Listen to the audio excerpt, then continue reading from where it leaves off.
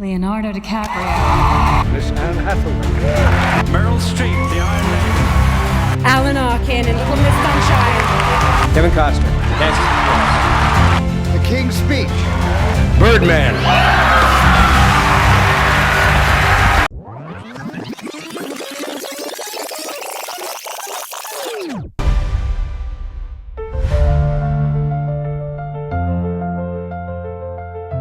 I'm Connor Wold, and welcome back to another episode of Redoing the Oscars. And this week we're going to be looking at the 1993 Oscars. We've been going every single week talking about a different year, picking one of the major categories. And in this week we're going to be looking at the Best Lead Actress category and talk a little bit why I think Angela Bassett should have won over Holly Hunter for Best Lead Actress. But there's more to the show. If you're new to the channel and the series, welcome. We've been doing, like I said, every single week since 2015, picking a different major Oscar category, talking about the historical context of where we were at the time, maybe the reasonings why that movie ended up winning or that performance ended up winning. I like to give in the main section of the show the alternative nominated pick, someone that was nominated at the Oscars that I think if we were to redo things, give them instead. But because we're redoing things and having an alternative history fun anyways, I also like to talk about an alternative non-nominated pick, someone who wasn't even nominated at the Oscars that year, but I think at least should have, or maybe in this case, maybe even have won. It's that kind of a scenario this week. Before finally ending off the episode by talking about, did the Academy get it right? This is my opinion, this is how I would redo the Oscars, but is that correct from like a historical perspective? Is this a bad win necessarily, or is this just a difference in personal preference? We'll talk about that at the end of the show. And as always, I'd love to hear your thoughts in the comments down below. You guys have been having a lot of fun treating this as a kind of an exercise of your own right and thinking about, okay, well, who would I have given the win to, taking a look at the Oscars year and going back and forth. So it's a lot of fun to hear your thoughts, so please feel free to do that in the comments down below. But without further ado, let's jump into things. Starting off with some of that historical context, this is the 1993 Oscars, or the Steven Spielberg Oscars, or the Schindler's List Oscars. This is when Spielberg was at the height of his powers, the apex mountain, as you can say, where he has 1993, releases Jurassic Park and Schindler's List, wins for Schindler's List for Best Director, Best Picture, a director who had been wanting to win Best Picture for most of his 80s output. You see movies like, I would say, Always, or definitely The Color Purple, or Empire of the Sun, trying to kind of be a little bit more prestigious, a little bit more serious, so that he wins an Oscar, because he was getting nominated for his great blockbusters, but they were seen as kind of maybe kiddie or maybe a little bit too mainstream. They didn't have enough serious kind of weighty ideas until Schindler's List comes around, though, and it's kind of that perfect marriage of the two, and he finally gets rewarded. For many people throughout the 80s was seen as the premier filmmaker. Doesn't get rewarded by the Oscars until the 90s, but when he does big in terms of director, picture, and really sweeping many of the categories. But for as much as this is an important year, because it's Spielberg's first Oscar, it's Schindler's List, it's a huge movie, some of the other nominees are somewhat underseen. Now, they're not bad, and they're not from bad filmmakers. Many of them are actually from good filmmakers with great careers, but they're definitely, I think, a layer below. You know, the best way I could compare it would be actually to last week when we talked about 1994, in which you had super popular movies getting nominated, like Forrest Gump and Shawshank Redemption and Pulp Fiction. And this one, there is no debate. It's Schindler's List, and then there's a bunch of other movies which are good, but are definitely not as popular, definitely not as well seen.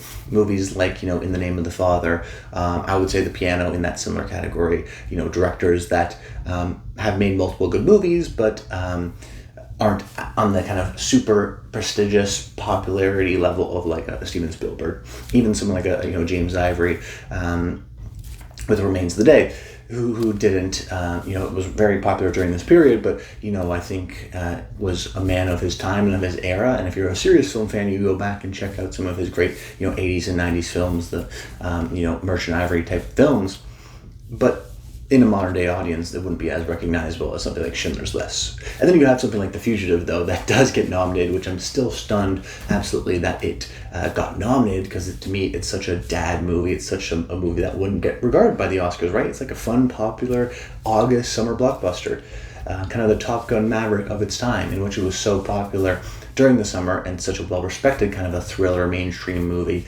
that it was ultimately nominated for Best Picture. So always fun to see that kind of a movie get in. And then even more fun to see it win an Oscar. So speaking about some performances this year, you have Tommy Lee Jones in The Fugitive, something that the Oscars rarely do, but did this year, which is give an Oscar to an actor for one of their most iconic roles. Then you have the pair of actors in The Piano, in Holly Hunter and Anna Paquin.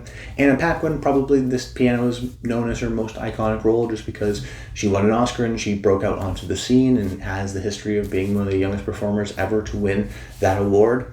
And then Holly Hunter, well, I know personally, I think of Broadcast News or Raising Arizona or maybe The Incredibles or even something like Home for the Holidays. I think The Piano, amongst the people that have seen it, which I don't think is a super popular movie, but amongst the people that do have seen it, I think she is well respected. Although it is kind of a weird win for Holly Hunter, where I don't necessarily think she's most known for this movie, but we'll talk about that a little bit later because that is the category I'm going to be redoing. And then Best Lead Actor, you have Tom Hanks in Philadelphia, which is another kind of an odd win in the sense that it's not a top 5 most iconic role for him, but it's a good movie. So when I think of 1993, I think of like In the Name of Father is good, Crying Game is good, Piano I'm somewhat mixed on, but I know it has a lot of fans. Philadelphia is good. These are all good movies, but they're just kind of underseen. Philadelphia is not Demi's most popular movie. I would say The Piano is probably not Jane Campion's most popular movie, at least with younger viewers. It's definitely something more recently, like maybe The Power of the Dog. So it is kind of hard to judge some of these filmmakers and these performances when there's so much, I think, of their time. But talking about the kind of main point of this episode, let's get into my alternative nominated pick.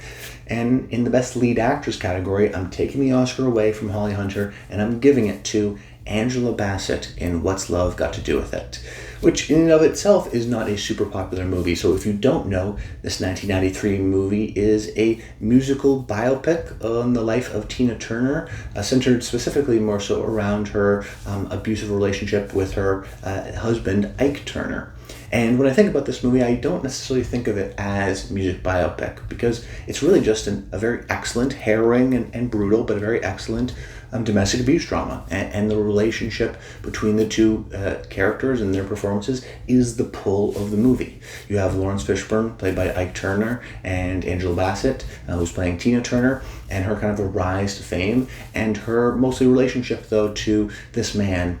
And what I always have appreciated about this movie is its ability to kind of confront these serious topics in a delicate and understandable and truly empathetic way. Because I think on the logical sense, if you have a relationship with someone and they're beating the crap out of you, the logical thing to do is just, leave the relationship. The relationship is there over. But when you have this kind of a toxic entanglement, especially when you know someone before you get famous and you have these kind of complicated feelings, it's not that easy to do. And I think what Angela Bassett in particular is able to bring to the performance are those elements of complexity, are those elements where you see she has a love and an admiration of her husband and how her feelings of kind of commitment and loyalty and building someone conflict at times with the kind of negative actions that she experiences. So I think what the movie does best is, it's a Tina Turner kind of music biopic, and she has some of the songs and whatnot, but it really is a very sensitive and intimate portrayal of a domestic abuse situation, and ultimately the bravery that it takes to escape that situation because of all the kind of complicated emotions that go on throughout the film. It's not just kind of one note. Angela Bassett is able to show genuine love with her husband, but also other times, deep fear and resentment, and the kind of complexity that this role allows her to play. Angela Bassett's able to bring that in what is, I think, a very engaging and also energetic performance. She's always kind of showing us something new, a certain angle within this side of this relationship. And then, of course, I haven't mentioned it at all, but this is a music biopic. You do see Tina Turner dance and sing, played by Angela Bassett. So while Angela doesn't actually do the songs, doesn't do any of her own singing, she does embody, I think, that energetic nature of Tina Turner and some of her stage presence and charisma and charm.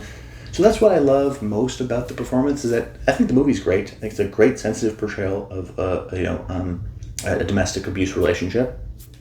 But then you also have Angela Bassett, who is adding that complexity with her performance, showing us the different sides of Tina Turner. And then, oh, by the way, also you have a great, music biopic performance in the sense that she's, somewhat looking like Tina Turner, but embodying her energy, her stage presence.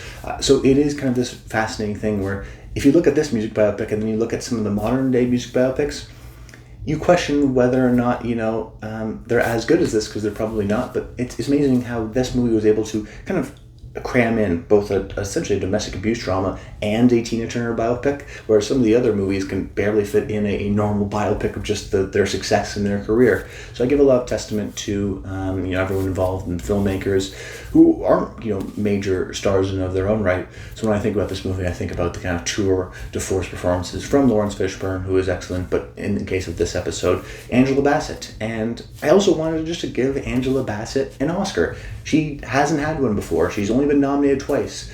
If you've been a long-time viewer of this channel, I did a series called Movie Star Magic, in which we talked about how great movie stars are and their magic and their special thing, and I did an episode on Angela Bassett, and you just go through the IMDb and the career, and you realize just how many great performances and great movies she's been in, and in many movies. Maybe the movie's only kind of like a 7 out of 10, but she brings it up to an 8, 9 out of 10 because of kind of her energy and intensity in so many of her films, in particular with this, without sacrificing some of her kind of gentleness and sweetness as well. She's able to balance it all. So I had to give Angela Bassett an Oscar. I don't dislike Holly Hunter in the piano. I'm actually glad Holly Hunter has one, but at the end of the day, I thought this was one of my only chances to give Angela Bassett an Oscar. She was only nominated twice, and we didn't cover the 2022 year, so I knew I had to kind of correct that mistake, and I think Angela's absolutely fantastic in this film. And for so many other Oscar winners that have won for music biopics, let's give another one, because I think this may be the best of them all. It really is that fantastic. But now speaking over to my alternative non-nominated pick, I went with Juliette Binoche in Three Colors Blue, which, if you don't know, is a kind of loose trilogy of films released in kind of 93, 94. I saw the films back to back in successive days in the movie theaters just probably 3 or so years ago when they had the re-release in theaters, and was blown away by many of the films, pretty much all the films, but I think Blue is my favorite. And I think Blue is my favorite in part because of the Juliette Binoche performance. This is a performance that is wholly involved. Every frame of the movie is pretty much on her. We are with this character the entire time. And if you don't know, the movie is about Juliette Binoche, who's a wife whose husband and daughter lose their lives in a car accident. And the movie is really her picking up the pieces and dealing with estates and wills and potential affairs, and then, but ultimately just grief. How does a person grieve after what is an unthinkable kind of a tragedy? And what I love about Binoche and her performance is she somehow, and I don't necessarily know how she does it, but I am able to identify, I think, what she is able to do, which is toe the line between blankness and sadness. When you're playing a performance that is so much about grief, it's somewhat difficult because you don't always want to be crying and emotional and big, because you can't sustain that for 2 hours. There has to be some sort of an arc. But then you can't also just be blank and not giving any emotions, because that will read too cold, too distant. And yet both those things are true. You're feeling an intense amount of emotion, yet you can't process it and feel it because of the unimaginability of the situation, that you're kind of stuck in this middle between. And Binoche is able to, I think, capture and resonate and replicate that middle between, where she has a sense of distance in certain scenes where you realize that she's just in another world. Her mind is thinking about something else. She's not even paying attention to what the person is saying.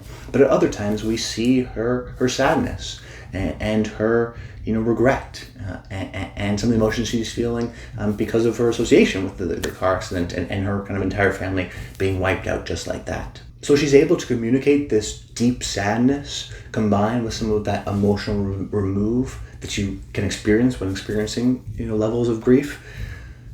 And she's the entire movie.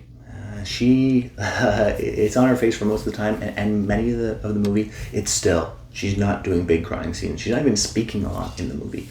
It's all acting. It's all her control of her face and her facial muscles that are able to make sure it's blank, make sure it's still like emotional result or remove, but then still communicate enough to the audience that she's not just a sociopath, she's just experiencing deep amounts of grief. She is incredibly sad. She just can't kind of express that and push that through. And in a way she's kind of floating through her own life in this very, interesting way. Certain things like, pausing for a half beat before saying a line of dialogue, not looking at actors all the time, kind of looking at windows. Certain things like that are maybe things if you want to point it into, but even still, watching it again, I was just amazed at this level of performance. And it really is in contention for my favorite female performance of 1993. And I think if you haven't seen the movie, definitely check it out. It was a kind of a key for me unlocking Juliette Binoche and finally understanding her as like, oh, this is why so many great filmmakers and people and critics respect her as an actress. She has so many great performances, but this was one of her early ones where it's like, oh, who's this? And this is a genuinely fantastic performance. And it's a shame that, Binoche, never got nominated for this. I mean, she did win a few years later, 3 years later, for The English Patient, but I gave her that Oscar in that episode, even though I don't love that performance. But hey, maybe you can give her another one here. Probably her more deserving one than The English Patient, at least according to me. But to end things off, did the Academy make the right decision? And I'm going to go with yes, kind of. Holly Hunter, this was, at the time, we have to realize, an important performance for her in terms of, we thought of her as like the, happy, kind of go-lucky, intense fireball energy of like a Broadcast News or a Raising Arizona. And then she does something silent and internal and retrospective in this movie, and how kind of revolutionary the movie was even at the time. And I know a lot of people do like the movie, so I'm trying to take my personal opinions of the movie out of it and go like, Holly Hunter is a well-respected actress. Angela Bassett should have an Oscar, but probably so should Holly Hunter. So, and if we were talking about things, what's the more popular movie, The Piano or What's Love Got to Do with It? It's The Piano. So I know usually in this part of the episode I usually say, no, they got it wrong. But in this time, I think I have to say yes. And ultimately that Holly Hunter did give a deserving performance in The Piano. She is a great actress. She does deserve to have an Oscar. It is the more popular movie. It is probably the more influential and impactful movie than What's Love Got to Do with It. But I also think that's a little bit of a shame, and more people should What's Love Got to Do with It. And Angela Bassett should have an Oscar. It's just, an unfortunate kind of a run-in this year, I think. But that's about it, guys. I hope you enjoyed the video. Make sure you comment below. Let me know your thoughts on this year. And stay tuned to next week, 1992. We're going to be covering one of those major Oscar categories, and you're going to have to stay tuned for that to find out what that is. Mondays at 12 p.m. Eastern Time. But that's about it. I hope you guys enjoyed the video, and until next time, stay tuned.